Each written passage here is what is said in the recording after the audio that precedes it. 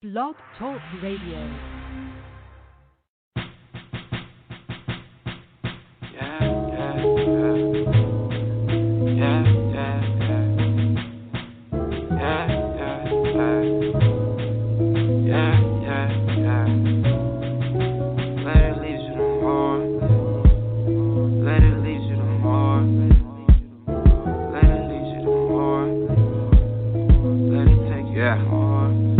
I remember in my youth making a plea to the heavens, wished on a star that my family live forever. Sometime that same year, they buried Irina.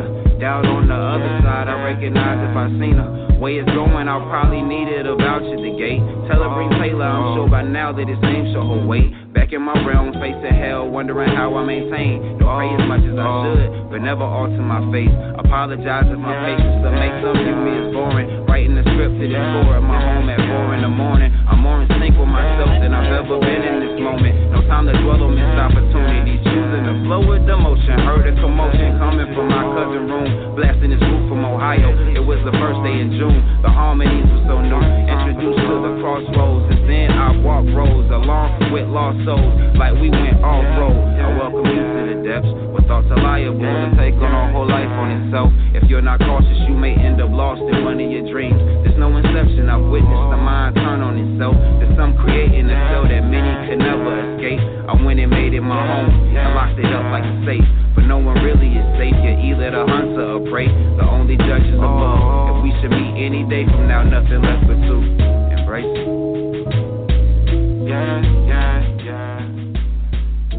Later leads you to more than chasing the dollar. Yeah. Yo.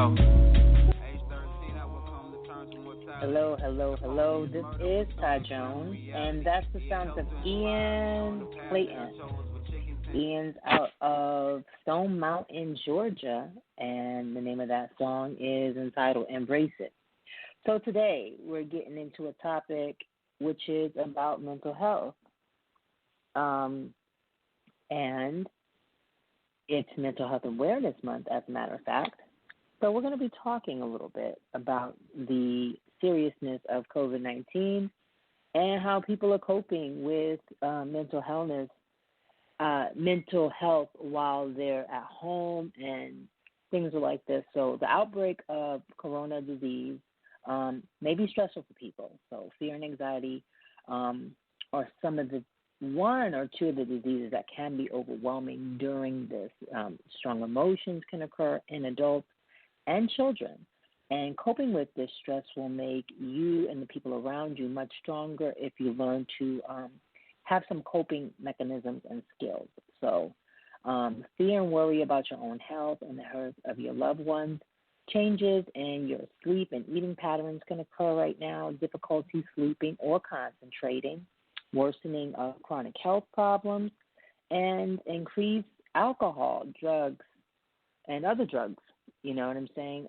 I've talked to a few people that have given me a call, and they mentioned, having trouble sleeping, or maybe want to increase a few more glasses of wine.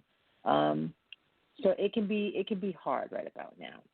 I do have a guest that's on the line with me, and she's calling in from South Carolina. Her name is Miss Jones. Miss Jones, how are you doing today? Okay. Doing good? I'm okay. You can hear me? I can hear you. Okay. I'm here. So we're talking about mental health. This month is Mental Health Awareness Month. So nearly 500 million people worldwide are currently living with mental illness. Yet nearly 2/3 of the people with a known mental illness never seek treatment. So ADAA is dedicated to helping those living with anxiety, depression, and co-occurring disorders and their loved ones find treatment and support the resources. So every May for Mental Health Awareness Month, they encourage people to type in hashtag break the stigma. So we're breaking the stigma associated with mental health disorders. So by sharing your story, you never know who you're going to inspire and other people that are facing similar challenges. So they continue to provide free resources for those in need. So if you need to, you can go to them, and the company is ADAA. And if you want to reach out to ADAA, I'll give you one of the contacts for them.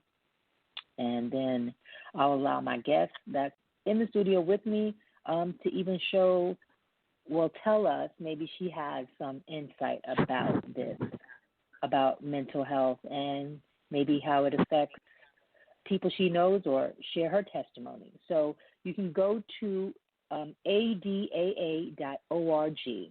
Go to the website, and they have plenty of tips. They have resources for individuals that are seeking assistance with that this time.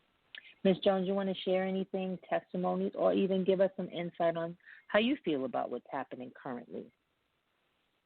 Well, I feel like I think that maybe a majority of the people are going through things, and I feel like a lot of people go through things in silence because they are afraid of what someone's going to say or what someone's going to, think of them because of what they're going through. I feel like being in the house, for me, being isolated, staying to yourself and quarantining yourself and staying home is something that I do anyway. But it can put you in your own thoughts, So you have too much time on your hands, honestly, to think, especially when I don't have small children. My children are 26 and 19, and they're long gone out the home, So they're doing their own thing, and I said, okay, well, I'm doing my own thing. So you think, okay, you're enjoying your life, or you're free, and you don't have to have any children with you, even though I wish they were still around. But, you get those moments are great when you have children because you have to focus on, you have something else to focus on. But when you don't, and you're just all in your thoughts, like your thoughts are sometimes your worst enemy and your best friend. My thing is I've dealt with mental illness over 10 years. It was there all my life, but I've dealt with it. So when was it that you really first got an understanding that you felt like you understood what you had? Because sometimes we could walk through life as a young adult and not even know. When do you feel that you first caught on to okay, so I really am struggling with something? I want to say, I believe it was in 96. I want to say 96, about 96, 1996. I want to say I started to figure something out. But I can't remember. I don't want to make up no years and dates because sometimes I can't remember. I lose focus on the dates and time. That's one of my issues. But I remember my grandmother being sick, and I went to the hospital to go visit her just to check on her and everything. Because my grandmother always had the sugar, and she didn't want to listen. She wanted to eat the snacks and the McDonald's. So we go there, and her sugar was up, so I go visit, and she's like, I just couldn't stop crying. And I was like, what the heck is wrong with me? I mean, I had a good job. I had good friends. I wouldn't say friends because now I'm a little bit more biased on that friend thing. But at that time, I thought I had good friends. I thought I had everything going on. I had my place. Everything was going great. I was suffering. But then, I would do certain things and wouldn't realize, why am I doing this? Why am I like this?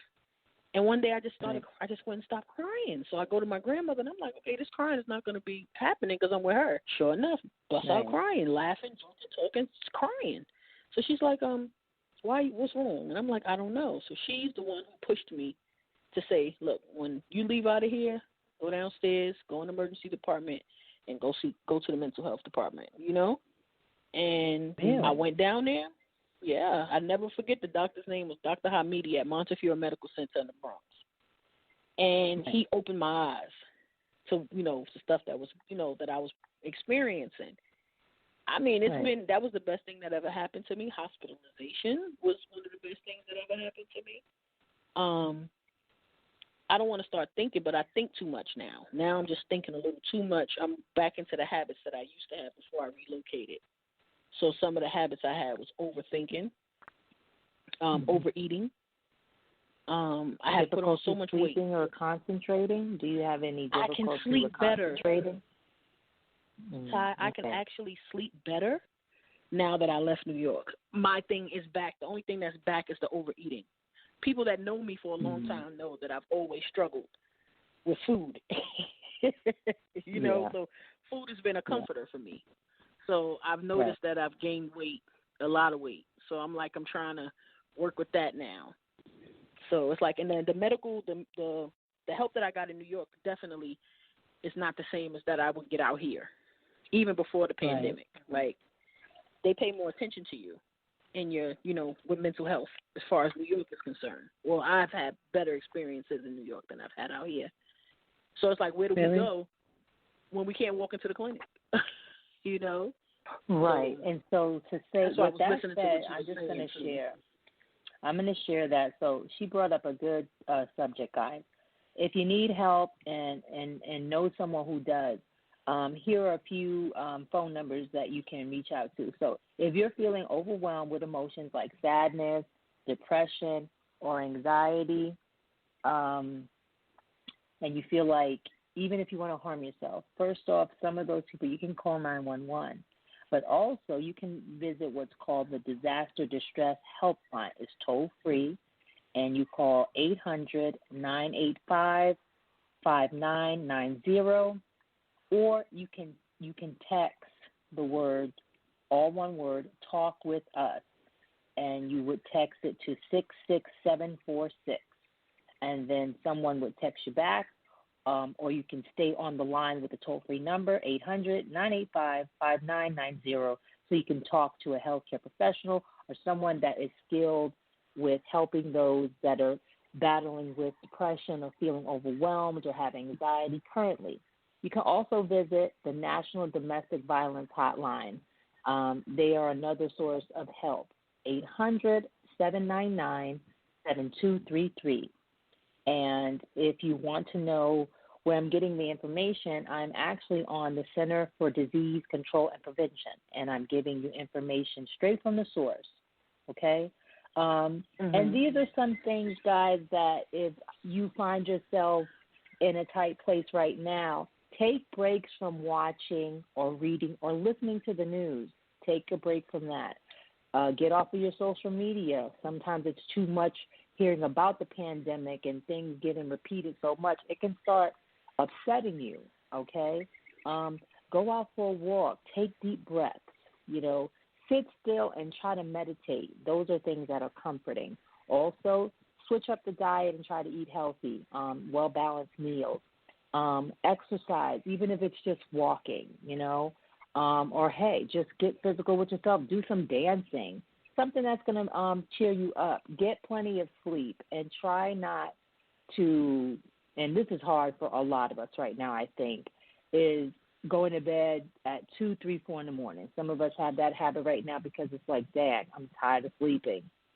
So those are some of the tips and that we can talk to each other about that I can share with y'all. But I do applaud you for sharing with us some of, your first coming to like, okay, my grandmother helped me out, and then I went and talked to someone who was a healthcare professional. So you started going down your journey for understanding what is it that you was told that you have, and how are you dealing with it? Like, how are you dealing with it in New York? And were you getting treatment? Were you going to a therapist? It was so much. Like when you go, like I would tell anybody, like go there. They're not. Don't get don't stress and think like, okay, there's no help, because they're going to tell you got so many other things. They're going to be like, oh, you're bipolar. Oh, that's like bipolar, bipolar with schizoaffective disorder, dissociative identity disorder. I mean, it was so many different things that they were saying to me, where overall it all boiled down to PTSD. It was that. It was like when you get, and I have anxiety, a little OCD-ish. I have my. But they're gonna tell you so many different things. Like I still feel like I would benefit from being reevaluated. you know. So I think sometimes, like,